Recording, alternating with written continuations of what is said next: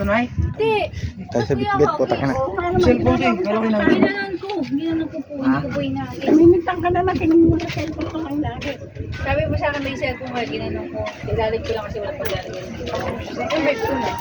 Kasama na yung kahit mo. Para balik mo din yung kasama doon. Bitbit bridge. Hey! Akin na, puro kuskusin na yun.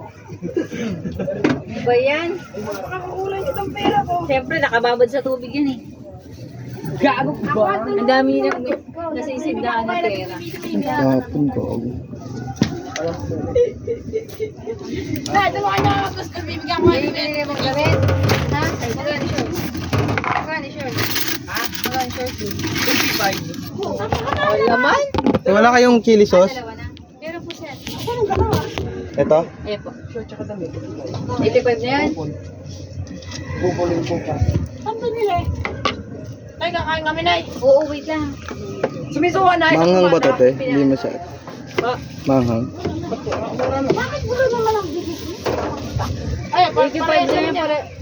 Bili mo. Bibili ko na ako ng t-shirt and short. Pili mo nga siya bukas. Ay, kaya. Mark! Isa din tayo, sasantukin ko yung kami. Ano lang, ito lang pinasasandok ko. Ito lang. Bigit lang ako. Ako na nag-ano. Bart!